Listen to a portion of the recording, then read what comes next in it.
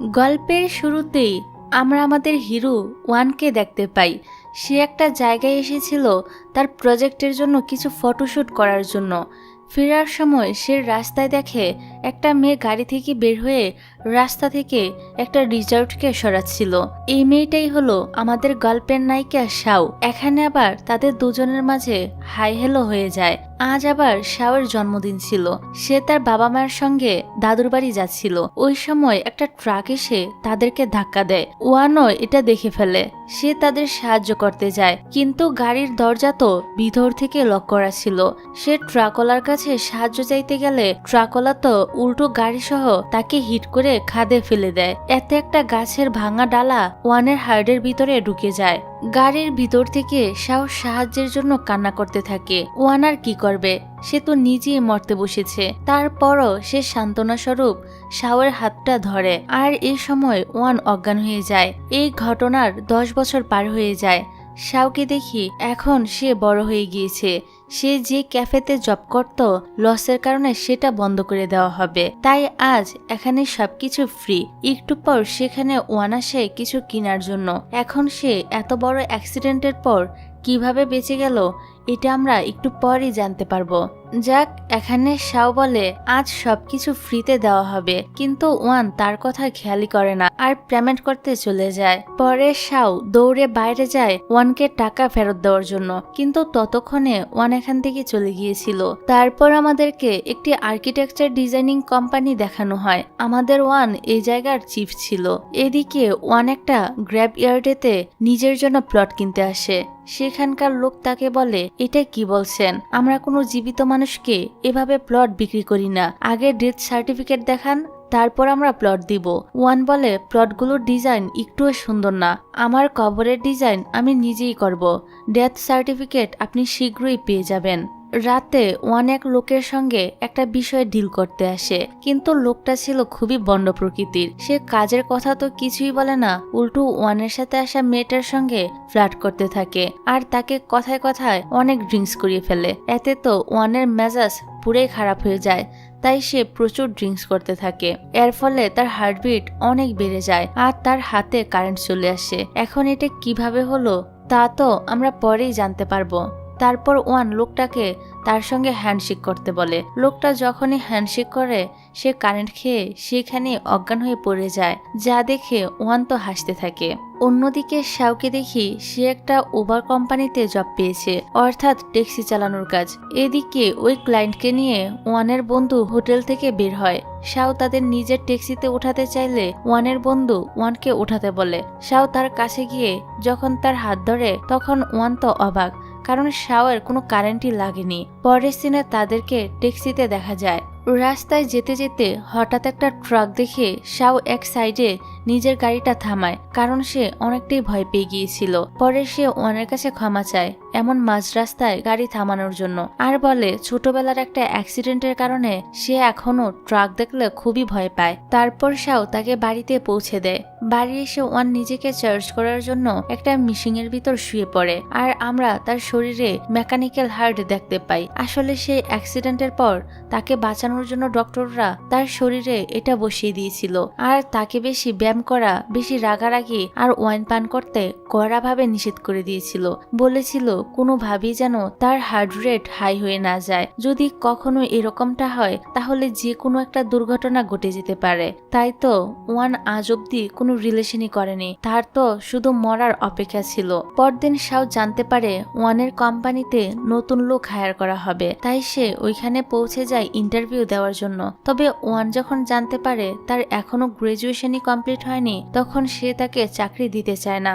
আসলে এখানে ওয়ানের জন্য অ্যাসিস্ট্যান্ট খোঁজা হচ্ছিল, কিন্তু সে এটা চাইছিল না। তাই সে কোনো রকমে একটা কারণ বের করে শাওকে নিতে মানা করে দেয়। তার বন্ধু তাকে অনেক বুঝায়, তারপরও সে রাজি হয় না। পরে বাইরে গেলে শাওর সঙ্গে তার আবার দেখা হয়। শাও বলে, আমি এখনো গ্রাজুয়েট করিনি এটা ঠিক, কিন্তু এই জবটা পেলে আমি এই টাকা দিয়ে আমার পড়াশোনা চালিয়ে যেতে পারবো আর আমার পরিবারের পাশেও দাঁড়াতে পারবো। ওয়ান বলে, এটা তো আমার দেখার বিষয় না। তখন শাও তাকে ধরে রাস্তা পার করিয়ে এটা বুঝায় যে ওয়ানই হবে শাওয়ের চূড়ান্ত গন্তব্যের পৌঁছানোর মাধ্যম। ওয়ান তাকে কোনো পাত্তা না দিয়ে এখান থেকে চলে যায়। রাতের বেলা হঠাৎ কেন যেন তার বারবার শাওর কথা মনে হচ্ছিল, তাই সে তাকে জবটা দেওয়ার সিদ্ধান্ত নেয়। শাওয়ের নতুন চাকরি পাওয়ার খুশিতে তার বাড়িতে ডিনার পার্টি রাখা হয়। এদিকে ওয়ানের বাবা মা তাকে ফোন করে বলে যে তারা খুব শীঘ্রই চায়নাতে ফিরে আসবে আর তারা চাচ্ছে এবার ওয়ানের বাড়িতে শিফট হয়ে যেতে, কিন্তু ওয়ান তাদেরকে মানা করে দেয়। এতে তাদের মনটা খারাপ হয়ে যায়। আসলে ওয়ান চাচ্ছিল না তার বাবা মা তার এরকম অবস্থা দেখে ফেলুক। সেই অ্যাক্সিডেন্টের সময় কোনো কিছু না ভেবেই তার বাবা মা ডাক্তারের কথায় রাজি হয়ে তার শরীরে মেকানিক্যাল হার্ট বসিয়েছিল, যেটাতে ওয়ান একদমই খুশি ছিল না। তাছাড়া তার মনে হচ্ছিল সে আর বেশি দিন বেঁচেও থাকবে না, তাই সে চাচ্ছিল তার বাবা মা যেন তাকে ছাড়া বাঁচার অভ্যাস এখন থেকেই শুরু করে নেয়। পরের দিন শাও অফিসে আসে। তাকে দেখে সবাই তো অবাক। কি ব্যাপার, তোমাকে না বের করে দেওয়া হয়েছিল? ওয়ান বলে রাতে ফোন করে আমি তাকে জবটা দিয়ে দিয়েছি আর আজ থেকে কোম্পানিতেও আসতে বলেছি। এবার ওয়ান তার সঙ্গে কাজ করার শর্তগুলো বলে দেয়। পরে যখন শাও জুস নিতে যায় তখন একটা লোক তার সঙ্গে খারাপ আচরণ করতে শুরু করে। তখনই ওয়ান এসে তাকে মারে আর শাওর কাছে ক্ষমা চাইতে বলে। লোকটা ক্ষমা চাইলে সে শাওকে নিয়ে এখান থেকে চলে আসে আর নিজেই ড্রাইভ করতে শুরু করে। শাও তো এগুলো দেখে বসের উপর একদম ইমপ্রেস হয়ে গিয়েছিল। বাড়ি পৌঁছে সে একটা নোটে কিছু লিখে ওয়ানকে দিয়ে দেয় আর বলে আমি চলে যাওয়ার পরই এটা খুলবেন। এই বললে সে এখান থেকে চলে যায়। পরের রুমের ভিতরে গিয়ে ওয়ান নোটটা খুলে দেখে শাও সেখানে একটা ফুল লিখেছিল। পরের দিন কোম্পানির একটা শেয়ার হোল্ডার ওয়ানের কাছে এসে বলে আমার কাছে একটা এক্সিবিশনের 2টো টিকিট রয়েছে, তুমি কি আমার সঙ্গে যেতে চাও? ওয়ান বলে এক কাজ করো, একটা টিকিট আমাকে দাও আর আরেকটা শাওকে দিয়ে আসো, তুমি আর ওইখানে গিয়ে কি করবে? এটা শুনে মেয়েটার মনটা তো খারাপ হয়ে যায়, কারণ সে ওয়ানকে পছন্দ করত। এই কারণে সে 2টা টিকিট নিয়ে এসেছিল যাতে ওয়ানের সঙ্গে যেতে পারে। যাই হোক, সে গিয়ে শাওকে অন্য টিকিটটা দিয়ে আসে। তখনই শাওর কাছে একটা ফোন আসে আর সে জানতে পারে তার আন্টি এখন হসপিটালে ভর্তি রয়েছে। এই কারণে সে মেয়েটাকে টিকিট ফেরত দিয়ে হসপিটালে চলে যায়। এতে মেয়েটা খুশি হয়ে যায় আর ভাবে যাক এবার আমি ওয়ানের সাথে কিছু সময় কাটাতে পারবো। এবার সে ওয়ানকে গিয়ে বলে শাও নাকি ব্যস্ত, তাই সে এক্সিবিশনে যেতে পারবে না। তখনই সে শাওকে ফোন দেয়। পিছন থেকে নার্সের আওয়াজ শুনে সে বুঝতে পারে যে শাও হসপিটালে রয়েছে। এখানে সে তাকে সবকিছু খুলে বলে। যাক কিছুক্ষণ পর দেখা যায় ওয়ানও হসপিটালে চলে এসেছে। শাও তো ওয়ানকে দেখে একদম অবাক হয়ে যায়, বস এখানে কি করছে? ওয়ান তার আন্টির হসপিটালের সব বিল দিতে চায়। শাও মানা করে দিলে ওয়ান বলে আরে এটা তো তোমাকে কোম্পানির পক্ষ থেকে লোন দেওয়া হচ্ছে, পরে বেতনের সাথে এটা কেটে নেওয়া হবে। তখন শাও ওই টাকা নিতে রাজি হয়ে যায়। এদিকে শাওর দাদি বাড়িতে রান্নাঘরে আগুন লাগিয়ে দিয়েছিল। বাড়িওয়ালা এসে তাদের উপর অনেক রাগারাগি করে আর এখন তো বাড়িটাও রিপেয়ার করতে হবে, তাই শাওরা গিয়ে তার বন্ধুর বাড়িতে ওঠে। সে বন্ধুটা আবার শাওকে পছন্দ করত। অন্যদিকে শাওর দেওয়া সে ফুলটার কারণে ওয়ান তার প্রজেক্টের জন্য নতুন আইডিয়া পেয়ে যায়। পরে তার ডক্টর তাকে দেখতে আসলে সে তাকে জিজ্ঞাসা করে যে সে নর্মাল কিভাবে হতে পারবে। এটা শুনে ডক্টর তো পুরাই অবাক হয়ে যায় আর বলে কি ব্যাপার, তুমি তো সবসময় মরার কথা বলতে, এখন হঠাৎ নর্মাল হওয়ার কথা কেন বলছো? কারোর প্রেমে টেমে পড়লে নাকি? ওয়ান বলে আরে না, এমন কোনো ব্যাপার না। পরদিন শাও তার বসকে নিতে আসে আর বলে আপনি সবসময় এমন গোমরামুখ করে কেন থাকেন, একটু তো হাসতে পারেন। আর হ্যাঁ, আমার আন্টি আপনাকে ধন্যবাদ জানিয়েছে তার হসপিটালের বিল দেওয়ার জন্য এবং আপনাকে জিজ্ঞাসা করতে বলেছে যে আপনার কোনো গার্লফ্রেন্ড আছে কিনা, যদি দরকার হয় তাহলে উনি খুঁজে দিবেন। এগুলো শুনে ওহান তো হাসতে থাকে আর তাকে চুপ করতে বলে। রাতের বেলা তারা দুজন মাছ ধরতে আসে। ওয়ান মাছটা শাওকে দেয়। পরদিন অফিসে শাও সে মাছের স্যুপ বানিয়ে এনে তাকে দেয়, যেটা তার অনেক পছন্দ হয়। পরে তারা যায় একটা ডিল করতে, সেখানে ডিলও হয়ে যায়।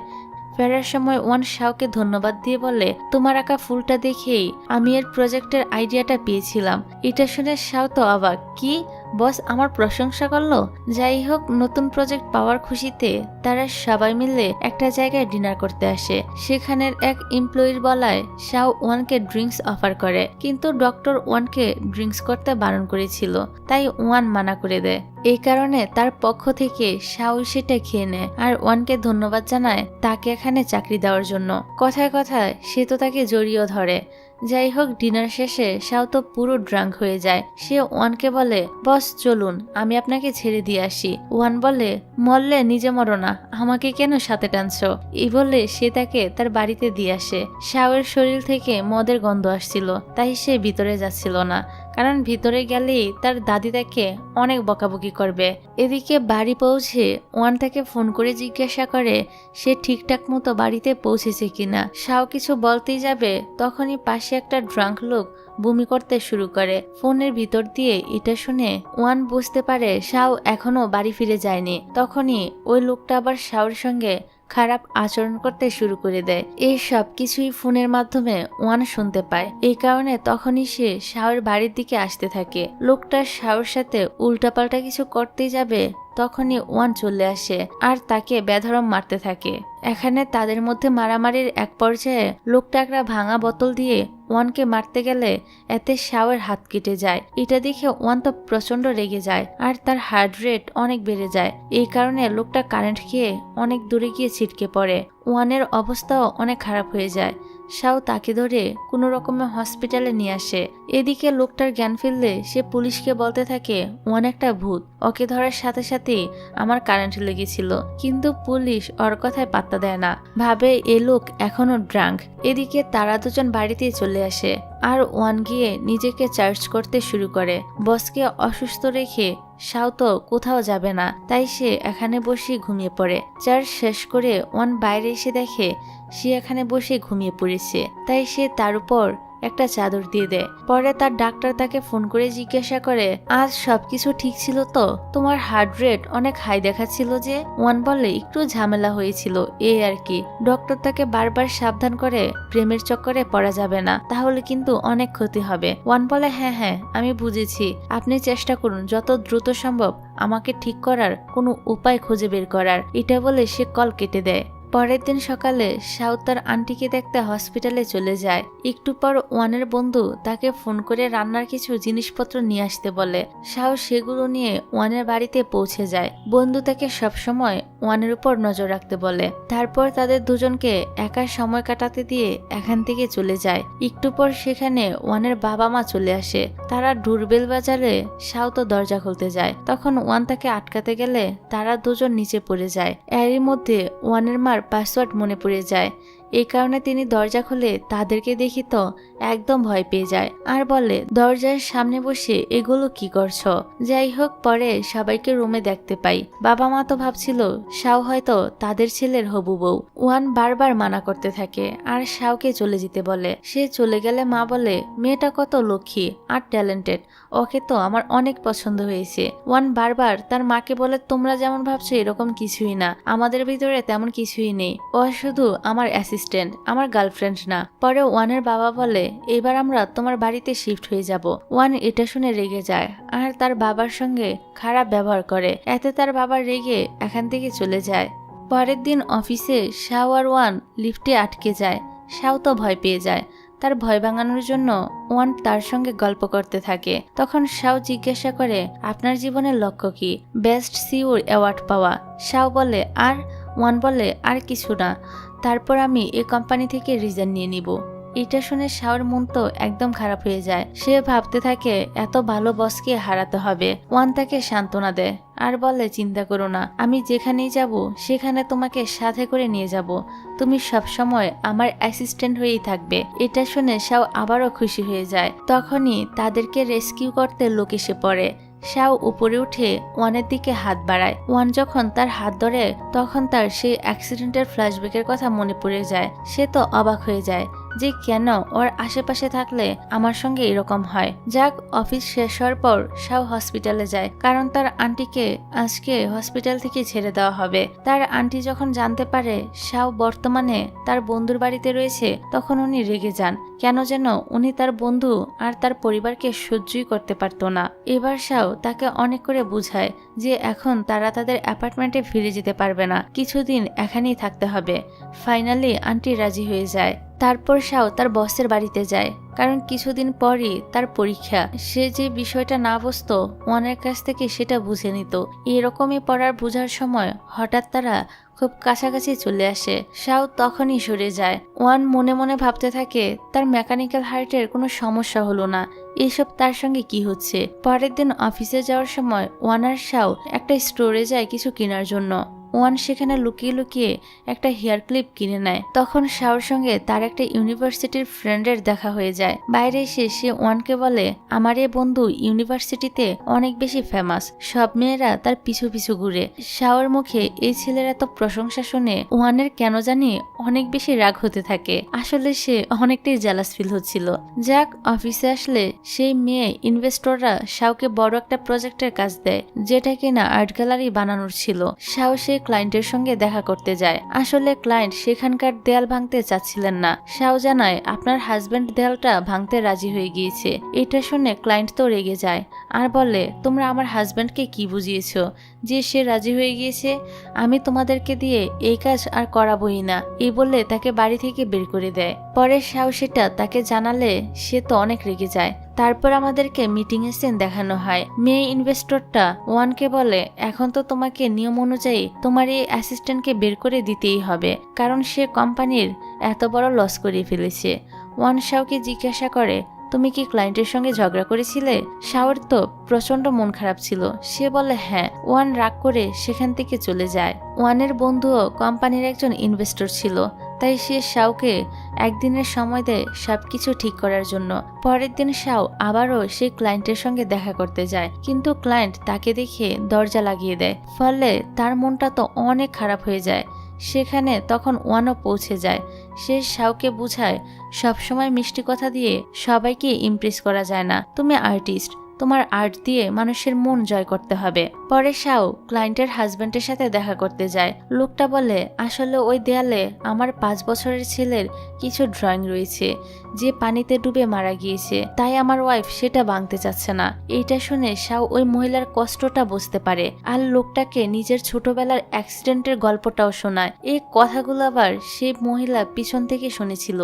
পরের দিন অফিসে আসলে ওয়ান জানায় আর্ট গ্যালারির প্রজেক্টের কাজ আবারও তারা পেয়ে গিয়েছে আর ক্লায়েন্ট চায় শাও কাজটা করুক। এটা শুনে শাও খুশি খুশি রাজি হয়ে যায়। সে যখন কাজ করছিল তখন সে অনেক চিন্তায় পড়ে যায় যে দেয়ালটা না ভেঙে কিভাবে ডিজাইনটা করা যায়। তখনই সেখানে ওয়ান আসে আর তাকে একটা শোপিস গিফট করে। এটা দেখে শাও আইডিয়া পেয়ে যায় যে তারা এই শোপিসের মতো এই দেয়ালটাকেও গ্লাস দিয়ে কভার করে দিবে, তাহলে সেটাও আর্ট গ্যালারির একটা আর্ট হয়ে যাবে।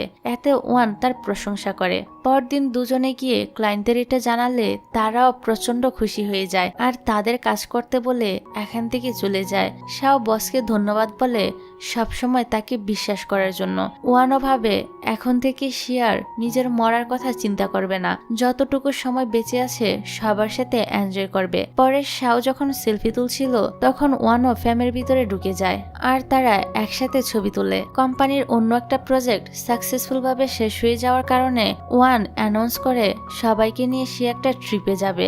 এতে অফিসের সবাই অনেক খুশি হয়। রাতে সে শাওকে মেসেজ করে বলে সে যেন অন্য এমপ্লয়ীদের সাথে না যায়, কারণ তারা দুজনে আলাদা যাবে। যাক, পরে তারা পিকনিক স্পটে পৌঁছে যায়। জায়গাটা অনেক বেশি সুন্দর ছিল। রাতে খাবার খাওয়ার সময় ওয়ান লুকিয়ে লুকিয়ে শাওয়ার ঘরে চলে আসে আর বলে, আমি দেখেছি তুমি বাড়ি থেকে কি যেন রান্না করে এনেছো, এটা আমাকে দাও, আমি এদের বানানোর খাবার খেতে পারবো না। শাও তাকে খাবার দিয়ে দেয়। পরের দিন সবাই তো যে যার মতো এদিক সেদিক ঘুরতে যায়। ওয়ান শাওকে নিয়ে একটা স্কিং রিসোর্টে চলে আসে। এটার ডিজাইনও তাদের কোম্পানি করেছিল। তো ভিতরে ঢুকে ম্যাডাম তো ছবির পর ছবি তুলতেই থাকে, এমনকি সে তার বসকে দিয়েও নিজের কতগুলো ছবি তুলিয়ে নেয়। যাক, এতদিন ধরে ড্রামা করি কিন্তু কোনো বসকেই আমি এত ফ্রেন্ডলি আর ভালো দেখি না। সব বসই শুধু রাগী থাকে, আর এখন ভালো বসকে পেয়ে মেয়েটা তো ফ্রিতে ছবিও তুলিয়ে নিল। যাক, পরে একটা সেলফি তোলার সময় সে পা ফসকে পড়ে যায়। ওয়ান তাকে বাঁচাতে গেলে সেও পড়ে যায়। এখানে তারা দুজন খুবই কাছাকাছি চলে আসে। এবার সেখান থেকে বের হলে রিসিপশনিস্ট জানায় তারা টয় স্টল থেকে চাইলে কিছু পুতুলও নিতে পারে, কারণ সেগুলো আজ ফ্রি ছিল। ওয়ান সেখানে গিয়ে একটা কাকের পুতুল উঠিয়ে বলে, দেখো এটাকে পুরো তোমার মতো দেখতে। শাও একটা রিজার্ডের পুতুল তুলে বলে, তাহলে বস এটাকে আপনার মতো দেখতে। তাদের পুতুলের মধ্যে আবার ভয়েস রেকর্ড করা যেত। তারা নিজের রুমে বসে যার যার পুতুলের মধ্যে ভয়েস রেকর্ড করে। তারপর রাতের বেলা সেখানে থাকা সবাই মিলে পার্টি করে। এমপ্লয়ীদের কথায় শাও গান গাইতে শুরু করে, কিন্তু সেটা খুবই বাজে শোনাচ্ছিল। এটা দেখে কেউ যেন তাকে কথা শোনাতে না পারে, তাই ওয়ানও তার সঙ্গে গান গাইতে শুরু করে। এভাবে তারা অনেক মজা করে। এবার ফিরার পর তারা এক অপরের সাথে নিজেদের পুতুল এক্সচেঞ্জ করে নেয় আর যার যার রুমে বসে ভয়েস রেকর্ডগুলো শুনতে থাকে। ট্রিপ শেষে তারা দুজন যখন একসঙ্গে অফিসে আসে তখন অন্যান্য এমপ্লয়িরা তো অবাক, কি ব্যাপার, বসকে তো এত ফ্রেশ কোনোদিনই দেখা যায়নি। নিশ্চয়ই তাদের দুজনের মাঝে কিছু একটা চলছে। পরে যখন শাও তার এক বন্ধুর সঙ্গে লাঞ্চে গিয়েছিল তখন ওয়ান এটা জানতে পেরে তাকে মেসেজ করে বলে, নেক্সট টাইম কোনো জায়গায় যাওয়ার আগে আমার কাছ থেকে পারমিশন নিয়ে যাবে। এটা দেখে শাও তো তাড়াতাড়ি সেখান থেকে দৌড় লাগায় আর ভাবে বস আবার তার উপর রেগে গেল না তো। যাক, অফিসে এসে দেখে ওয়ান অলরেডি সেখান থেকে চলে গিয়েছে। পরের সিনে ওয়ানের বন্ধু যে আবার শাওর বান্ধবীর বয়ফ্রেন্ড ছিল, সে ওয়ানকে বলে কিছুক্ষণের মধ্যেই শাও এখানে আসছে একটা স্পেশাল গাছের ফুল ফোটা দেখার জন্য, তুমিও জলদি করে এখানে চলে আসো। পরে ওয়ানকে এখানে দেখে শাও তো একদম অবাক হয়ে যায়। তারা চারজন একসাথে মিলে সেই স্পেশাল ফুলটা ফুটতে দেখে। পরের দিন আর্ট গ্যালারি কনস্ট্রাকশন সাইডে গিয়ে শাও বুঝতে পারে তার ফোন বন্ধ হয়ে গিয়েছে, তাই সে ওয়ানের ফোন দিয়ে নিজের কয়েকটা ছবি তুলিয়ে নেয়। অফিসে এসে ওয়ান আর তাদের মেয়ে ইনভেস্টরটা কোথাও যাবে বলে ঠিক করে, এই জন্য শাওকে বলে তাদেরকে লিফট দিতে। গাড়িতে ওঠার সময় মেয়েটা যখন দেখে ওয়ান শাওর পাশে বসেছে তখন তার তো অনেক রাগ হয়। যাক, পরে সেই সাইডে পৌঁছালে একটা মেয়ে শাওর ছবি তুলছিল।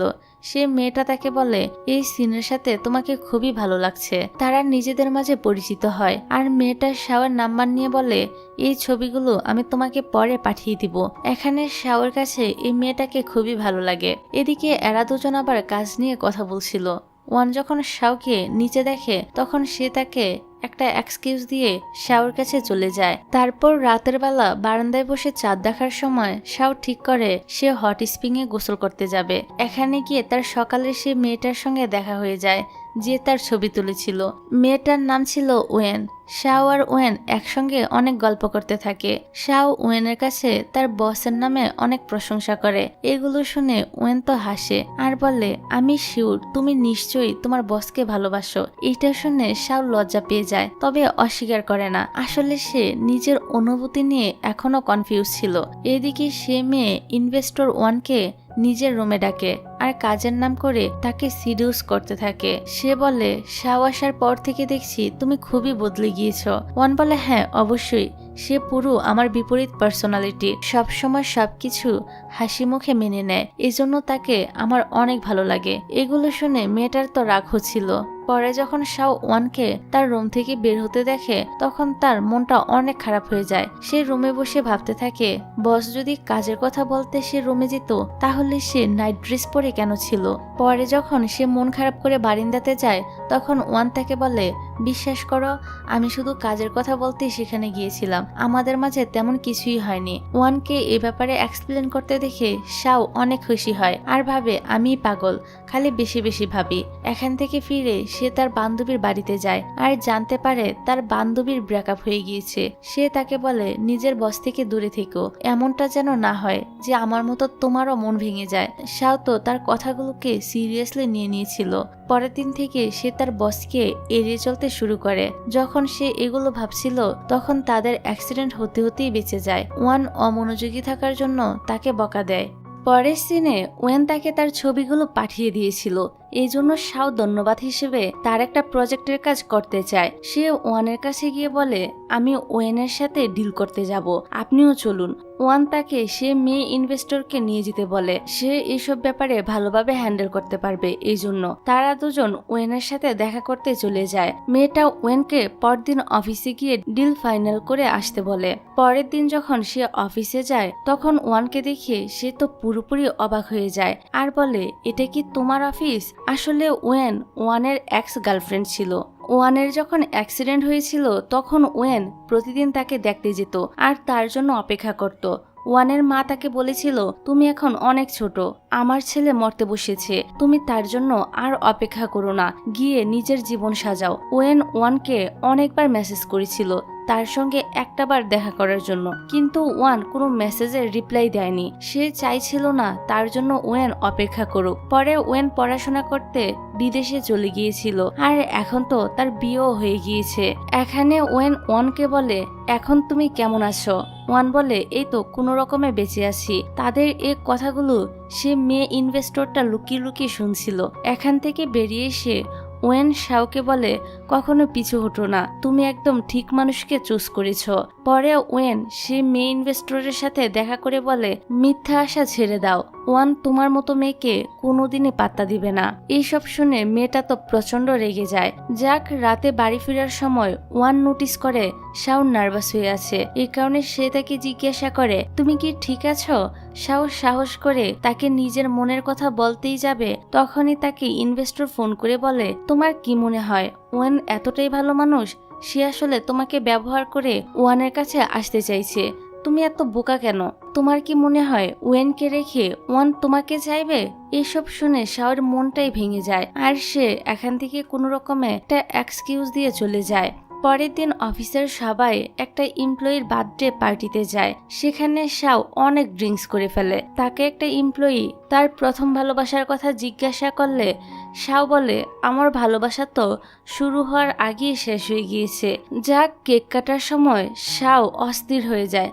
তার বারবার অ্যাক্সিডেন্টের কথা মনে হতে থাকে, কারণ সেদিন তো তারও জন্মদিন ছিল। তাই সে এখান থেকে বের হয়ে যায়। পরের দিন সে বসের কাছে ক্ষমা চায় তাকে না নিয়ে বাড়িতে চলে যাওয়ার জন্য। তখন সে তাকে আবারও জিজ্ঞাসা করে, তোমার কেন সবসময় মুড অফ থাকে? আগের মতো এত হাসাহাসি কেন করো না? আর আগের মতো আমার জন্য খাবারও কেন বানিয়ে আনো না? শাও বলে, আমি আপনার অ্যাসিস্ট্যান্ট, আপনাকে খাওয়ানো তো আর আমার কাজ না। তার কথায় পাত্তা না দিয়ে ওয়ান বলে, আজ সে শহরের বাইরে তার এক মাস্টারের সঙ্গে দেখা করতে যাবে, সেও যেন তার সঙ্গে যায়।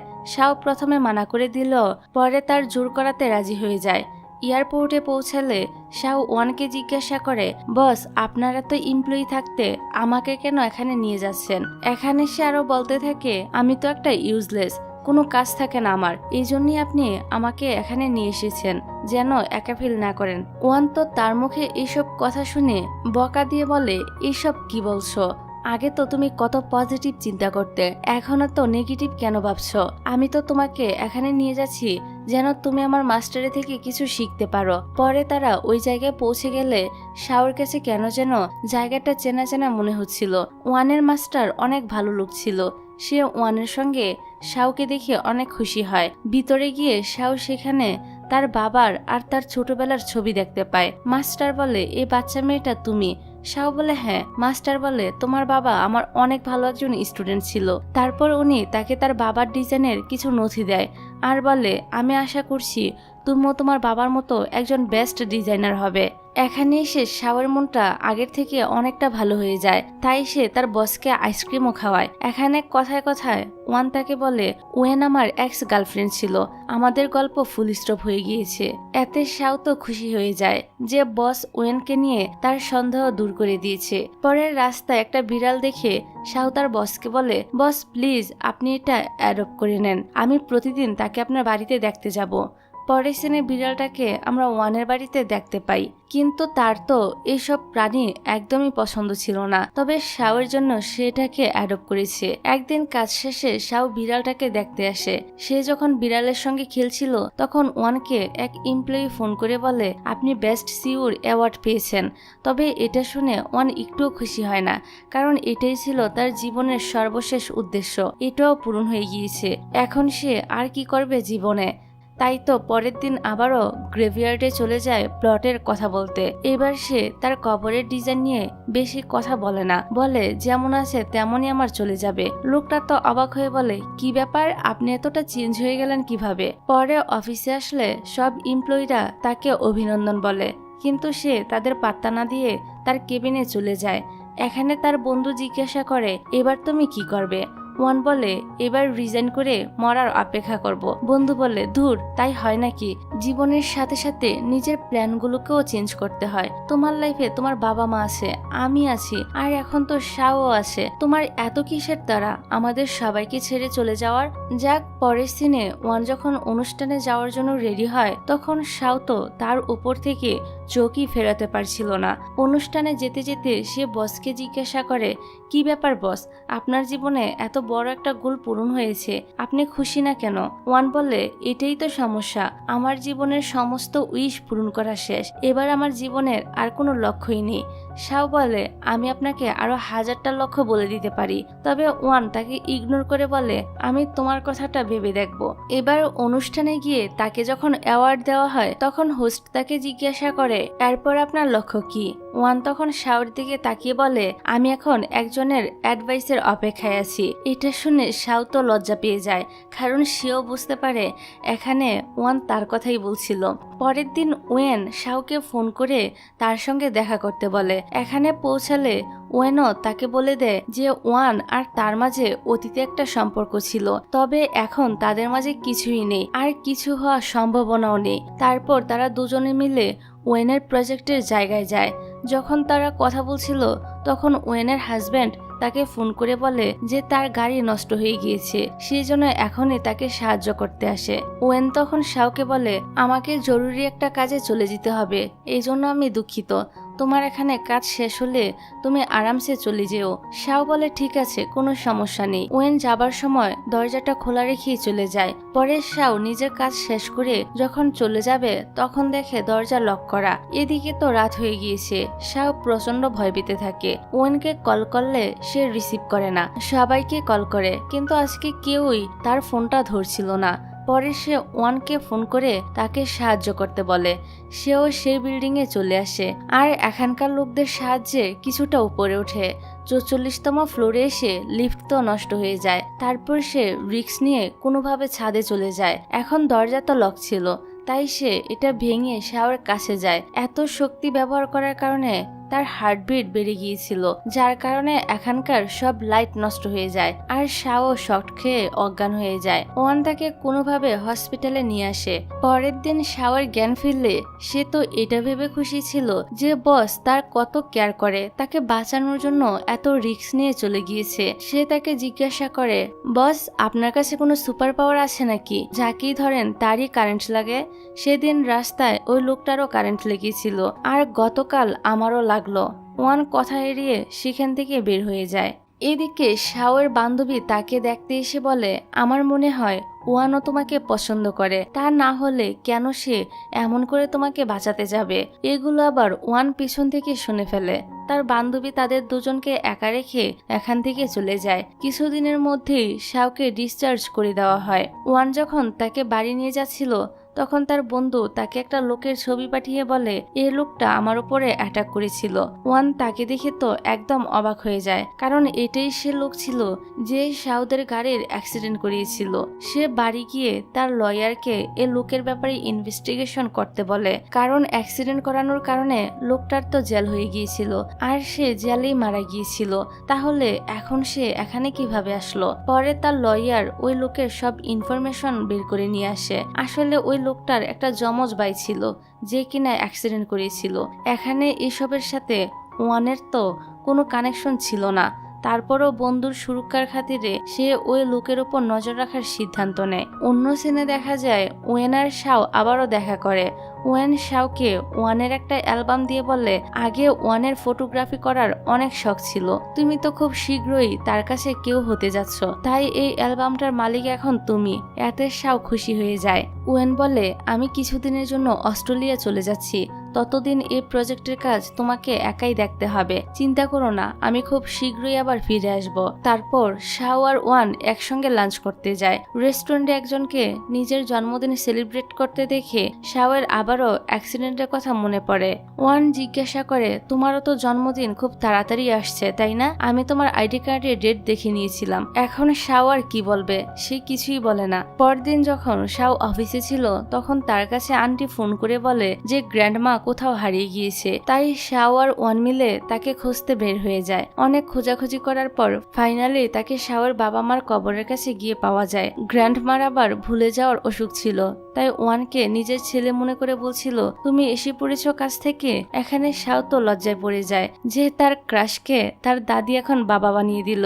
একটু পর আন্টি সেখানে একটা কেক নিয়ে আসে। আসলে আজ ছিল শাওয়ের জন্মদিন। এখন সবাই এত করে বলাতে 10 বছর পর আজ প্রথমবার শাও জন্মদিন সেলিব্রেট করে। যখন সে উইশ করছিল তখন তার বারবার অ্যাক্সিডেন্টের কথা মনে পড়ছিল আর সে ওয়ানের দিকে তাকিয়েছিল।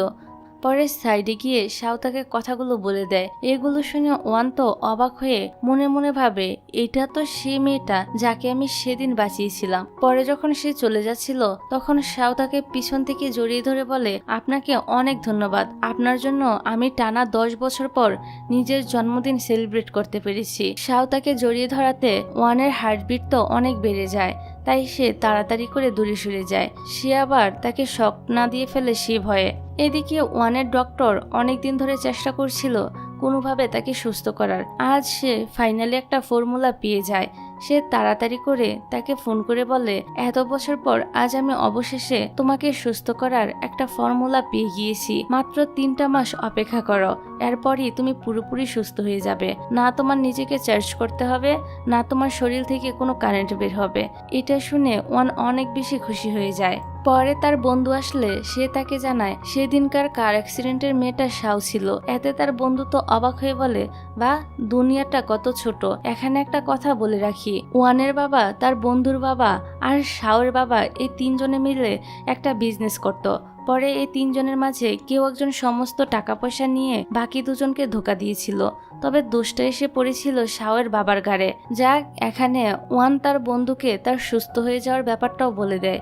এতে তার বন্ধু অনেক খুশি হয়। পরের দিন অফিসে সে মেয়ে ইনভেস্টরটা একটা কারণ খুঁজছিল শাওকে অপমান করার। তখন সে জানতে পারে আজ থেকে 12 বছর আগে খুবই বড় একটা কোম্পানির সমস্ত টাকা পয়সা নিয়ে পালিয়ে যাওয়া ক্রিমিনালের মেয়ে হলো শাও। এ কথা সে সব এমপ্লয়ির মাঝে ছড়িয়ে দেয়। সবাই একে অপরের সাথে শাওয়ের ব্যাপারে গসিপ করতে থাকে। এটা আবার শাও শুনে ফেলে আর বলে, এখনই আমার কাছে ক্ষমা চাও। তোমাদের সাহস হয় কি করে আমার বাবার নামে এরকম কথা বলার? আমার বাবা মোটেও এত খারাপ মানুষ ছিল না। তারা তো উল্টো তার সঙ্গে মারামারি লাগিয়ে দেয়। যখন ওয়ান এসব জানতে পারে তখন সে এমপ্লয়িদের ধমক দিয়ে বলে, আজ অব্দি তো অফিসে কারোর পার্সোনাল ম্যাটার নিয়ে কোনো কিছু হয়নি, তবে আজকে কেন হলো? এখনই তোমরা শাওর কাছে ক্ষমা চাইবে।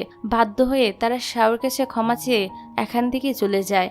পরের দিন শাও স্পেশাল ক্লাস অ্যাটেন্ড করার জন্য ওয়ানের কাছে ছুটি চাইতে আসে। ওয়ান বলে, তোমাকে একটা শর্তে ছুটি দিব, ওই ক্লাসে আমার নামও রেজিস্টার করিয়ে দাও। এবার ক্লাসের সিন দেখতে পাই সেখানে শাওয়ের ইউনিভার্সিটির সেই ফ্রেন্ডটাও ছিল। ফ্রেন্ড শাওকে যখনই কাগজে কিছু লিখে দিত ওয়ান সেটা নিয়ে ডাস্টবিনে ফেলে দিত। এতে তো শাও অবাক হয়ে যায় যে উনি এমন করছে কেন। বস তো তাকে তার বন্ধুর দিকে তাকাতেও দিচ্ছিল না। টিচার আবার এটা নোটিস করে, তাই তিনি শাওয়ের বন্ধু আর ওয়ান দুজনকে দাঁড় করিয়ে প্রশ্ন জিজ্ঞাসা করতে থাকে। এখন বন্ধু উত্তর দিতে না পারায় তাকে ক্লাস থেকে বের করে দেওয়া হয়। বেচারা কিছুই বুঝতে পারে না ওয়ান কেন তার সঙ্গে এমন করছে। পরের দিন আবারও ক্লাসে আসতে গেলে শাও তাকে মানা করে বলে, স্যার আপনাকে বারণ করেছে ক্লাসে আসতে, কারণ আপনি তো অলরেডি গ্রাজুয়েট করে ফেলেছেন, আপনার এখানে আর কোনো কাজ নেই। তো ওয়ান ক্লাসে যায় না, তবে ক্লাস শেষে সে শাওকে নিতে আসে। সে তাকে নিয়ে একটা জায়গায় যায় আর অনেক সুন্দর প্রজেক্টের মাধ্যমে ফাইনালি তাকে প্রপোজাল করে দেয়। এগুলো তো শাওর কাছে স্বপ্নের মতো মনে হচ্ছিল। ওয়ান তাকে বলে, তবে একটা কথা, পুরোপুরি আমার জন্য তোমাকে আরো 3 মাস অপেক্ষা করতে হবে। শাও কারণ জিজ্ঞাসা করলে ওয়ান কিছুই বলে না। পরের দিন শাও আর ওয়ান যখন লাঞ্চ করতে যাবে তখন রেস্টুরেন্টের বাইরে এক লোকের সঙ্গে ওয়ানের ধাক্কা লাগায় তার হাতের ঘড়িটা খুলে পড়ে যায়। তখন সে হঠাৎ করে অসুস্থ হয়ে যায় আর জলদি এখান থেকে বাড়িতে চলে আসে। আসলে তার মেকানিক্যাল হার্টের চার্জ শেষ হয়ে গিয়েছিল। সে দ্রুত এসে চার্জিং মেশিনে শুয়ে পড়ে। এদিকে তার সেই ঘড়িটা শাও পেয়ে যায় আর সে ওয়ানের বাড়িতে চলে আসে। এখানে এসে সে তো তাকে মেশিনের ভিতরে শুয়ে থাকতে দেখে। আজ ওয়ান ভালো একটা সুযোগ পেয়েছে, তাই সে শাওকে তার মেকানিক্যাল হার্ট সহ 10 বছর আগের অ্যাক্সিডেন্টের ব্যাপারে বলে দেয়। এগুলো শুনে শাও ইমোশনাল হয়ে যায় আর বলে, ওইটা তুমিই ছিলে? বলে, আমি কত জায়গায় তোমাকে খুঁজেছি ধন্যবাদ দেওয়ার জন্য, এই বলে সে তাকে জড়িয়ে ধরে। পরে যখন তারা কিস করে তখন ওয়ানের হার্টবিট বেড়ে যাওয়ায় শাও তো শক খায়। এখন আর কি করার, তার সাথে রিলেশন করতে গেলে এগুলো তো তাকে মানিয়ে নিতেই হবে। একদিন ওয়ান শাওকে নিয়ে একটা জায়গায় যায়, তাকে একটা জিনিস দেখিয়ে বলে, এটা তোমার বাবা বানিয়েছিল। সেখানে তার বাবার নামও খোদাই করে লেখা ছিল।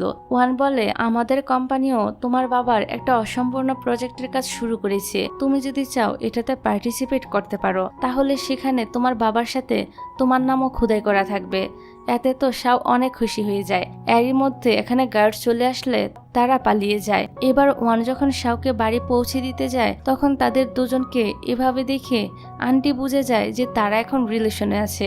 পরে একদিন আন্টি ওয়ানের সঙ্গে লাঞ্চ করতে যায় আর তাকে তার পরিবারের ব্যাপারে জিজ্ঞাসা করে। ওয়ান বলে তার বাবা মা বিদেশে থাকে, সে এখানে একাই থাকে। কথায় কথায় সে আন্টিকে বলে যে তার নাকি একটা বড় অসুখ আছে। এটা শুনে তার আন্টির মুখের এক্সপ্রেশনটা একদম পাল্টে যায় আর সে একটা এক্সকিউজ দিয়ে এখান থেকে চলে আসে। বাড়ি ফিরে সে শাওকে বলে, তুমি খুব তাড়াতাড়ি তোমার বসের সঙ্গে ব্রেকআপ করে ফেলবে। শাও তো অবাক হয়ে যায় আর ভাবে এসব কি বলছে তার আন্টি। আসলে আন্টি তো তার জন্যই চিন্তা করছিল, কারণ উনি জানতে পেরেছে ওয়ানের অসুখ আছে। ভবিষ্যতে যদি এর জন্য শাওর কোনো সমস্যা হয়। পরদিন শাও ওয়ানকে জিজ্ঞাসা করে, তুমি আন্টিকে তোমার হার্টের ব্যাপারে বলে দিয়েছো কেন? ওয়ান বলে, আরে না, আমি তো তাকে শুধু বলেছি আমার একটা অসুখ আছে। হাতি তো উনি মুখ কালো করে এখান থেকে চলে গিয়েছে। তারপর শাও তাকে নিয়ে তার পুরনো বাড়িতে যায় আর বলে, আমার অনেক শখ, আমি টাকা জমিয়ে এ বাড়িটা রিপেয়ার করব আর আমার আন্টি আর গ্র্যান্ডমাকে নিয়ে এখানে এসে থাকবো। ওয়ান প্রমিস করে যে সেও এই কাজে তাকে সাহায্য করবে। তারপর তারা যায় ওয়ানের বাবা মার সঙ্গে ডিনার করতে। সেখানে ওয়ান তাদেরকে জানিয়ে দেয় যে শাও আর সে রিলেশনে আছে। এটা শুনে তার বাবা মা অনেক খুশি হয়, কারণ তারা তো আগেই তারা শাওকে দেখে পছন্দ করেছিল। যাক, তারপর তারা দুজন মিলে তার বাবা মাকে এয়ারপোর্টে ছেড়ে দিয়ে আসে। আজ প্রথমবার সে তার বাবা মাকে হাসি মুখে বিদায় জানিয়েছিল। এদিকে শাওয়ের বন্ধু ইনভেস্টরের সঙ্গে দেখা করে বলে, আসন্ন প্রজেক্টে ওয়ানের কোম্পানি যে প্রজেক্ট তৈরি করবে সে যেন সেটা তাকে এনে দেয় আর সেটা লিক করার দোষ শাওর উপর দিয়ে দেয়। এতে করে ওয়ান শাওকে ছেড়ে দিবে আর তখনই সে শাওকে পেয়ে যাবে আর ইনভেস্টরও ওয়ানকে পেয়ে যাবে। মেয়েটাও এই কথায় রাজি হয়ে যায়। পরে যখন অফিসের সবাই কাজ করছিল তখন ওয়ান শাওকে বাইরে থেকে কিছু একটা আনতে বলে। এরই মধ্যে বাইরে বৃষ্টি শুরু হয়ে যায়, তাই সে বাইরে যেতে ঘাবড়াচ্ছিল। ইনভেস্টর বলে, এর আবার কি হলো? ওয়ান বলে, আসলে একটা ঘটনার কারণে ও বৃষ্টিতে বাইরে যেতে ভয় পায়। এখন ইনভেস্টর মুখ ফসকে বলে ফেলে যে হ্যাঁ, বৃষ্টির মধ্যে ওই উঁচু বিল্ডিং এর ছাদে আটকে পড়লে যে কেউ ভয় পাবে। ওয়ান তো অবাক হয় যে ও এ ব্যাপারে কি করে জানলো। যাই হোক, তাদের প্রেজেন্টেশন তৈরি হয়ে যায়। ইনভেস্টর সেটা চুপি চুপি তার প্ল্যান ড্রাইভে কপি করে নিয়ে নেয় আর শাওয়ের বন্ধুকে দিয়ে দেয়। শাওয়ের বন্ধু কোম্পানিতে এসে তার এমপ্লয়ীদের এটা কপি করে প্রজেক্ট বানাতে বলে দেয়। দেখতে দেখতে ইভেন্টের দিন চলে আসে। বিভিন্ন কোম্পানি তাদের প্রজেক্ট দেখাতে থাকে।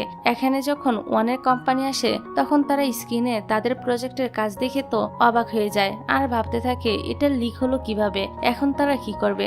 তবে সবাইকে অবাক করে দিয়ে ওয়ান এখানে অন্য একটা প্রজেক্ট শুরু করে আর এটাই অন্য ইনভেস্টরদের পছন্দ হয়ে যায়। আসলে এই নতুন প্রজেক্ট শাও আর ওয়ান মিলে বানিয়েছিল ব্রেকআপ প্ল্যান হিসেবে। তারা আগেই বুঝতে পেরেছিল এমন কিছু একটা হতে পারে। এদিকে শাওয়ের বন্ধু ইনভেস্টরের সঙ্গে রাগারাগি করতে থাকে আর তাকে বলে, তুমি আমাকে এমন ভাবে কেন ধোকা দিলে? ইনভেস্টর বলে, আরে না, আসলে প্রজেক্টটা তো ওইটাই ছিল যেটা আমি তোমাকে দিয়েছি। এখন এটা কোত্থেকে আসলো আমি তো বুঝতেই পারছি না। যাক, এদিকে বাড়ি এসে শাও বলে, এটা কে লিক করতে পারে? ওয়ান বলে, এটা ইনভেস্টরের কাজ। শাও বলে, সে কেন এটা করবে? ওয়ান বলে, শুধু এটাই না, সেদিন তোমাকে ইনভেস্টরই ছাদে আটকে দিয়েছিল। এগুলো শুনে শাও বুঝতে পারে মেয়েটা ওয়ানকে ভালোবাসে বলেই তার সঙ্গে এমনটা করছে। পরে শাও চলে গেলে ওয়ান ইনভেস্টরকে তার বাড়িতে আসতে বলে। সে আসলে ওয়ান তাকে বলে, এত গুরুত্বপূর্ণ একটা প্রজেক্ট তুমি কিভাবে লিক করতে পারলে? শুধু এটাই নয়, তুমি শাওকে ওই দিন বিল্ডিং এ বন্ধ করে দিয়েছিলে। তুমি জানো সেদিন সে কতটা ভয় পেয়েছিল? আর অন্যদিকে শাও, সে কত ভালো। এত কিছু শোনার পরও সে তোমার নামে কোনো কমপ্লেনই করেনি। এগুলো শুনে মেয়েটা লজ্জা পেয়ে ওয়ানের কাছে ক্ষমা চায়। ওয়ান বলে, এই ক্ষমাটা যদি তুমি আরো আগেই চাইতে তাহলে তোমাকে মাফ করার একটা চান্স থাকতো, কিন্তু এখন তুমি আর ক্ষমা পাওয়ার যোগ্য না। তোমার ইনভেস্ট আমার কোম্পানির আর চাই না। তুমি কোনোদিনই আমার সামনে আসবে না। আমার কোম্পানির সাথে তোমার সব সম্পর্ক শেষ। যাক, তারপর রাতের বেলা সে বসে বসে শাওর কথা ভাবছিল, তখনই হঠাৎ তার বুকে ব্যথা হতে থাকে। সে ডক্টরকে কল করে, তবে ডক্টর কল রিসিভ করে না। পরদিন রাতে শাওয়ার 1 সে আর্ট গ্যালারির প্রজেক্টের কনস্ট্রাকশন সাইডে আসে। কাজ মোটামুটি শেষের পথে ছিল। শাও তো অনেক বেশি খুশি ছিল, কারণ এটা তার জীবনে করা প্রথম প্রজেক্ট ছিল। রাতে বাড়ি ফিরলে ওয়ানের বন্ধু শাওর বান্ধবীকে নিয়ে তাদের বাড়িতে আসে আর তাদের বলে দেয় যে তারা দুজন আজকে বিয়ে করে নিয়েছে। এতে তো শাওরাও অবাক হয়ে যায়। পরে 4 জনে মিলে সেলিব্রেট করতে থাকে। যাই হোক, কিছুদিন পর থেকে দেখা যায় ওয়ানের কন্ডিশন দিন দিন খারাপ হচ্ছিল। হঠাৎ হঠাৎ তার বুকের মাঝে ব্যথা করত। এমনকি একদিন অফিসে বসে তার শরীরে কারেন্টের কারণে সমস্ত লাইটগুলো নষ্ট হয়ে গিয়েছিল। তারপর একদিন সে শাওকে নিয়ে ডেটে যায়। সেখানে একটা বাচ্চার ট্রলিকে মোটরসাইকেলের হাত থেকে বাঁচাতে গেলে তারই অ্যাক্সিডেন্ট হয়ে যায়। শাও তাকে হসপিটালে নিয়ে যায়। সেখানে ওয়ানের বন্ধুও পৌঁছে গিয়েছিল। ডক্টর বলে, আমরা আপাতত তার ট্রিটমেন্ট করে দিচ্ছি, তবে যেহেতু তার শরীরে মেকানিক্যাল হার্ট আছে, তাই আমরা বলবো তার পার্সোনাল ডক্টরের কাছেই যেন তাকে নিয়ে যাওয়া হয়। পরে ওয়ান বন্ধুকে বলে, কয়েকদিন ধরে সে ডক্টরকে ফোনে পাচ্ছে না, তাই সে যেন নিজেই গিয়ে ডক্টরের সাথে কথা বলে আসে। বন্ধুও ডক্টরের কাছে যাওয়ার জন্য বেরিয়ে পড়ে। সেখানে গিয়ে তার অ্যাসিস্ট্যান্টের কাছ থেকে জানতে পারে ডক্টর কিছুদিন আগেই মারা গিয়েছে। এটা শুনে তার বন্ধু তো অনেক বেশি অবাক হয়ে যায় আর জিজ্ঞাসা করে, তাহলে এবার ওয়ানের কি হবে? অ্যাসিস্ট্যান্ট বলে, এখন আর কিছুই করার নেই। ডক্টর তাকে যে পরামর্শ মোতাবেক চলতে বলেছিল তাকে সেভাবেই বাকিটা জীবন চলতে হবে। আর যেহেতু তার অবস্থা দিন দিন খারাপ হচ্ছে, তাই কোনো একদিন এ হার্ট বন্ধ হয়ে সেও মারা যেতে পারে। এটা শুনে তার বন্ধু তো অনেক কষ্ট পায়।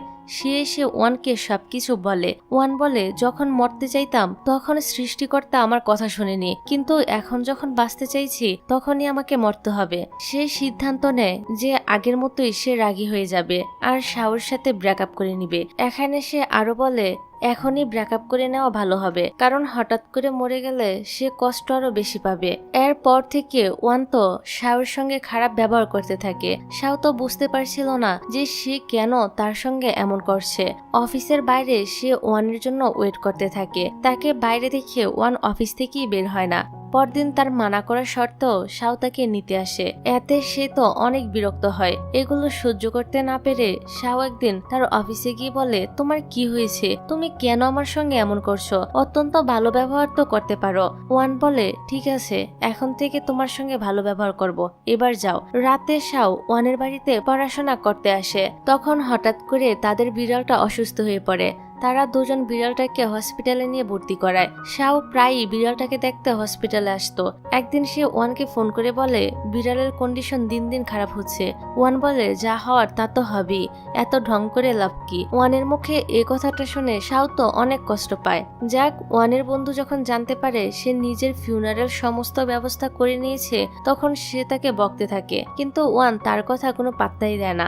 একদিন বিড়ালকে দেখতে গেলে ডক্টর পরামর্শ দেয় বিড়ালকে একটা ইনজেকশন লাগিয়ে দিতে, যাতে সে কোনো কষ্ট ছাড়াই মারা যেতে পারে, কিন্তু শাও রাজি হয় না। একটু পর সেখানে বসে থেকে শাও ঘুমিয়ে পড়ে। ঘুম ভাঙার পর সে তার পাশে পেপার দেখে বুঝতে পারে ওয়ান ইনজেকশনটা লাগানোর অনুমতি ডক্টরকে দিয়ে দিয়েছে। এটা দেখে সে তো প্রচন্ড কষ্ট পায়। পরে যখন তারা দুজন বিড়ালের কবরের সামনে দাঁড়িয়েছিল, তখন শাও কোম্পানি থেকে রিজাইন নেওয়ার কথা বলে। এই কারণে শাও তো রেগে এখান থেকে চলে যাওয়ার সময় বলে, তুমি তো এটাই চাইছিলে তাই না? আমার মন নিয়ে কিছুদিন খেলা করবে, তারপর আমাকে ছুঁড়ে ফেলে দিবে। ওয়ান তার প্রশ্নের উত্তরে কিছুই বলে না। তবে ওয়ানের বন্ধু তো জানতো যে ওয়ান শাওয়ের ভালোর জন্য এসব কিছু করছে। তবু সে তাকে বলে, শাও অনেক ভালো একটা মেয়ে, বিনা কারণে তাকে এভাবে কষ্ট দেওয়া উচিত হচ্ছে না। পরে ওয়ান কোম্পানির দায়িত্ব বন্ধুর কাছে দিয়ে দেয় আর তাকে কিছু ডকুমেন্টস দিয়ে বলে, এগুলোতে তুমি শাওয়ের সাইন নিয়ে এসো। আসলে সে তার নিজের সম্পত্তি থেকে কিছু শাওর নামে লিখে দিতে যাচ্ছিল। পরদিন শাও যখন ওয়ানকে নিতে আসে, তখন জানতে পারে ওয়ান ছুটি কাটাতে দূরে কোথাও চলে গিয়েছে। এটা শুনে তার মন তো আরো খারাপ হয়ে যায়। এদিকে ওয়ানের এখন মরার আগে একটাই উদ্দেশ্য ছিল, সেটা হলো শাওয়ের পুরনো বাড়িটাকে আবারও ঠিক করে দেওয়া। একদিন কাজ করতে করতে সে অসুস্থ হয়ে পড়ে, যেটার নোটিফিকেশন তার বন্ধু ফোনে চলে এসেছিল। বন্ধু তার ওয়াইফকে নিয়ে তাকে দেখতে চলে যায়। ওয়ান তার ওয়াইফকে দেখে রাগ করে যে তার বন্ধুর ওয়াইফকে কেন বলতে গেল। বন্ধু বলে, কতদিন আমার ওয়াইফের থেকে এগুলো আমি লুকিয়ে রাখতাম, আর চিন্তা করো না, সে এগুলো কাউকেই বলবে না। এটা শুনে ওয়ান একটু শান্ত হয়। অন্যদিকে শাওরি তো ওয়ানের জন্য অনেক চিন্তা হচ্ছিল, কারণ ওয়ান তার কলটাও ধরছিল না, আর সে জানতো না ওয়ান কোথায় গিয়েছে। তাই সে তার বান্ধবীকে কল করে বলে, তোমার হাজবেন্ডকে জিজ্ঞাসা করো ওয়ান কোথায়। তবে বান্ধবী তো আগে থেকেই জানতো, তাই সে তাকে ঠিকানা দিয়ে দেয়। শাও সেখানে পৌঁছে যায়। ওয়ান তো তাকে দেখে অনেক বেশি অবাক হয়। পরে সে তাকে সবকিছু খুলে বলে। শাও বলে, তোমার কাছে যে কয়দিন সময় থাকুক না কেন আমার এতে কিছুই যায় আসে না, যে কয়দিনই বাঁচবে আমরা দুজন একসাথে হ্যাপিলি বাঁচবো। ওয়ান তো এতে রাজি হয়ে যায়। এরপর থেকে শাও সবসময় তার পাশে পাশে থাকতো আর তার বাড়ির সব কাজ করত। একদিন ওয়ান অসুস্থ হয়ে গেলে সে তাকে কোনো রকমে চার্জিং রুমে নিয়ে যায়, কিন্তু সেখানে তার চার্জ হচ্ছিল না। এতে তো সে অনেক ভয় পেয়ে যায়। তখনই সেভ মোড অ্যাক্টিভ হয়ে গেলে ওয়ানের জ্ঞান ফিরে আসে। সে বুঝতে পারে তার হাতে বেশি সময় নেই। ডক্টর বলেছিল সেভ মোড অন হয়ে গেলে ওয়ান মাত্র 1 বছরই বাঁচবে। সে শাওকে এ ব্যাপারে কিছুই বলে না। তারপর একদিন শাও ডিসাইড করে সে ওয়ানের ডক্টরের অ্যাসিস্ট্যান্টের সঙ্গে দেখা করবে। সেখানে পৌঁছে সে অ্যাসিস্ট্যান্টের কাছ থেকে জানতে পারে ওয়ানের সেভ মোড অন হয়ে গিয়েছে আর সে মাত্র 1 বছর বাঁচবে। এটা শুনে শাও তো প্রচন্ড কান্নায় ভেঙে পড়ে। তার মাঝে ওয়ানকে হারানোর সাহসী ছিল না। পরে তারা ডেটে আসে। শাও তাকে জানিয়ে দেয় যে সে তার সেভ মোডের ব্যাপারে জেনে গিয়েছে। এটা শুনে ওয়ান অবাক হয়, তবে কিছুই বলে না। পরে যখন তারা দুজন সে আর্ট গ্যালারি কনস্ট্রাকশন সাইডে আসে, তখন শাওয়ের মাথার উপর একটা পাইপ পড়ে। এ কারণে তাকে হসপিটালে ভর্তি করানো হয়। সেভ মোড অন থাকায় ওয়ানের অনেক কষ্ট হতো, তাই সে ডক্টরের অ্যাসিস্ট্যান্টকে ফোন করে নর্মাল মোড অ্যাক্টিভ করতে বলে। অ্যাসিস্ট্যান্ট জানায় এটা করলে সে কিন্তু আর মাত্র 1 মাস বাঁচবে। ওয়ান বলে, কোনো সমস্যা নেই, এই 1 মাস আমি শাও আর আমার পরিবারের সাথে হাসি খুশিভাবে কাটাতে চাই। এবার অ্যাসিস্ট্যান্ট তার বাড়িতে এসে তাকে কিছু শর্ত বলে দেয় যে এগুলো মানলেই আমি নর্মাল মোড অ্যাক্টিভ করব। ওয়ান সেগুলো মেনে নেয়। পরে অ্যাসিস্ট্যান্ট তার নর্মাল মোড অ্যাক্টিভ করে দেয়। কিছুদিন পার হয়ে যায়। আজ শাওয়ের এক্সাম ছিল। সে তাকে সেখানে ড্রপ করে দেয়। পরীক্ষা শেষে আবার তাকে নিতেও আসে। শাও তো খুবই খুশি ছিল, কারণ তার পরীক্ষা অনেক ভালো হয়েছিল। তারপর সে শাওয়ের পুরো পরিবারকে নিয়ে তাদের আগের বাড়িতে যায়। ওয়ান বাড়িটাকে নতুন করে বানিয়েছে দেখে আন্টি তো অনেক বেশি খুশি হয়ে যায়। শাওয়ের বন্ধুর বাবা তাকে তার সঙ্গে দেখা করতে বলে। এখানে গেলে উনি বলেন, তোমার বাবা যে কোম্পানি চালাতো সেখানে আমি ইনভেস্ট করেছিলাম, আর সেখানে যে লোকটা আসলে ধোকা দিয়েছিল সেটা তোমার বাবা ছিল না, সেটা ছিল মিস্টার শি। এই মিস্টার শি ছিল গুয়ানের বন্ধুর বাবা। এখানে উনি তাকে সমস্ত সত্যি কথা বলে দেন। সাথে আরো বলে, তিনি যেহেতু সমস্ত কথা জানতেন, তাই মিস্টার শি তাকেও মিথ্যা একটা অপবাদ দিয়ে জেলে পাঠিয়ে দিয়েছিলেন। তিনি এখানে সমস্ত প্রমাণ দিয়ে দেন। বাড়ি এসে সে এগুলো ওয়ানকে দেয় আর অনেক কান্নাকাটি করতে থাকে। ওয়ানের বন্ধু যখন তার বাবার এই কুকীর্তি সম্পর্কে জানতে পারে, তখন সে তার বাবার কাজের জন্য তাদের কাছে ক্ষমা চায়। পরে সে তার নিজের বাবাকে পুলিশে ধরিয়েও দেয়। এদিকে প্রতিশোধ নেওয়ার জন্য মিস্টার শিয়ের অ্যাসিস্ট্যান্ট শাওকে কিডন্যাপ করে নেয় আর ওয়ানকে সমস্ত প্রমাণ নিয়ে আসতে বলে। সে প্রমাণ নিয়ে সেখানে পৌঁছে যায়, কিন্তু তাদের কাছে মনে হচ্ছিল ওয়ান তাদের ধোকা দিবে, তাই তারা শাওকে ফেরত দিতে চাচ্ছিল না। এখানে ওয়ানের অনেক রাগ হয়, ফলে তার হার্টবিট বেড়ে যায় এবং শরীরের কারেন্ট লেগে সেখানে থাকা সবাই অজ্ঞান হয়ে যায়। ফলে গুয়ানের অবস্থাও অনেক খারাপ হয়ে গিয়েছিল। সে তো একদম ঘুমায় চলে যায়। তখনই তার বাবা মা সেখানে চলে এসেছিল। এখানে সবাই তার নর্মাল মোড অ্যাক্টিভ হওয়ার কথা জেনে যায়। শাও সবসময় তার পাশে থাকতো আর তার সঙ্গে কথা বলতো। একদিন সে টিভিতে একটা নিউজে দেখে গবেষকরা শীঘ্রই এমন একটা প্রজেক্ট লঞ্চ করবে যার মাধ্যমে মানুষ মেকানিক্যাল অঙ্গ দ্বারাও স্বাভাবিক মানুষের মতো বেঁচে থাকতে পারবে। এটা দেখে শাওর মাথায় ওয়ানকে বাঁচানোর বুদ্ধি চলে আসে। এবার আমাদেরকে 3 বছরের পরের সিন দেখানো হয়। ওয়ান এখন পুরোপুরি সুস্থ হয়ে গিয়েছে। শাও আর সে খুশি খুশি তাদের জীবন পার করছে। আসলে ওয়ানের ডক্টরের অ্যাসিস্ট্যান্ট তার নিজের একটা টিম বানিয়ে সে প্রজেক্টের মাধ্যমে ওয়ানকে সুস্থ করে দিয়েছিল। আর এখন তাদের হ্যাপি লাইফ দেখিয়ে এই ড্রামাটা এখানেই শেষ হয়ে যায়।